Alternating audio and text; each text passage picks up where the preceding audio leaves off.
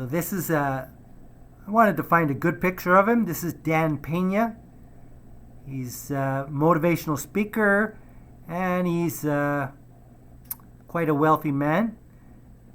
His wealth is calculated at about 500 million, as opposed to Donald Trump, who's not a billionaire. He's actually only worth about 100 million. Anyways, this gentleman came up in my feed on YouTube with his claim that Bitcoin is going to zero. And Bill Harris also, he's from PayPal. He also believes it's going to zero, as does Michael Burry. A lot of wealthy people feel that Bitcoin is a pump and dump scheme, it's a Ponzi scheme, or that at least it's going to lose all its value. And when I was in China, I heard a lot of stories, and I saw what was going on with financial schemes and whatnot. And I can tell you this much, is that China does not want any type of cryptocurrency to usurp their digital yuan. And so I would not be surprised if in the end we hear that Bitcoin lost all its value because of this. They are at the top of making transactions quick and easy. The problem is the government knows every transaction you make. That's the downside. But it is very convenient. And so I don't think China will allow Bitcoin to continue once their digital yuan is up and running the way they want it to be. So I'm very cautious on Bitcoin. And I know the young guys, like a friend of mine, a Redditor, all those guys believe they're like a pack of wolves. They all believe the same thing. And there's not much critical thinking. There's not much room for devil's advocate thinking. They don't want to hear anything that doesn't gel with what their belief system accords to. So they call this guy, the old okay boomer joke, and he's one of those guys who think the internet is a fad and that type of thing, which is fine. Everybody's allowed to make their own insults or their jokes. But I just think that we have to at least consider that Bitcoin could lose its value. I'm not saying it's going to, but it could. So this is interesting.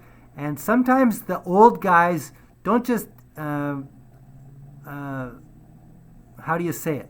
It's not that they're out of touch. Sometimes they have the experience.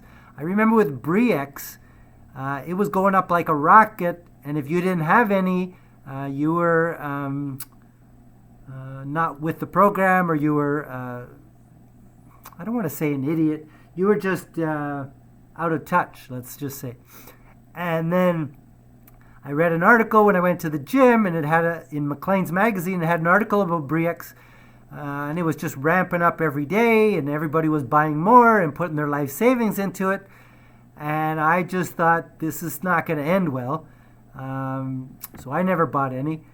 But I remember talking to my neighbor one day as he was cleaning out his mother's garage, and he told me a personal story that he lost a lot of money from Bre-X.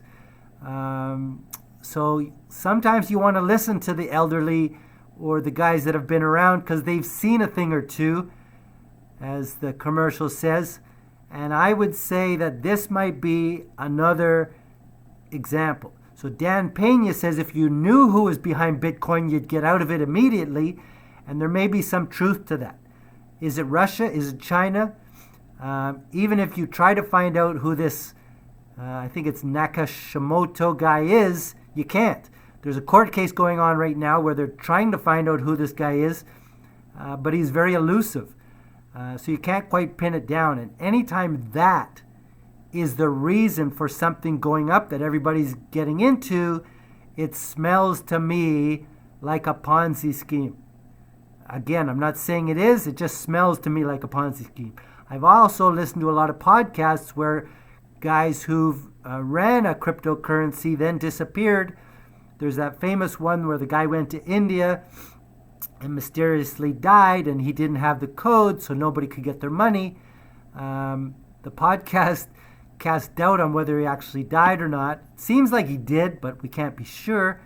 That's another indication. And then there's Ethereum, which I think I read was started by a Russian billionaire, and now people like Kim Kardashian and a couple other celebrities who were promoting it now face, if not jail time, certainly a stiff fine or a long court case. So I would advise you to be very, very careful. The young guys think Bitcoin's going to infinity and they're buying all they can. You may find out one day that they're disappointed to find out they've been duped and have lost all their money. We'll have to wait and see what actually happens, but my sense is that could happen. It would not shock me one bit for that if it did happen. So Dan Pena says it's going to zero. He says don't get in. If you're already in, get out.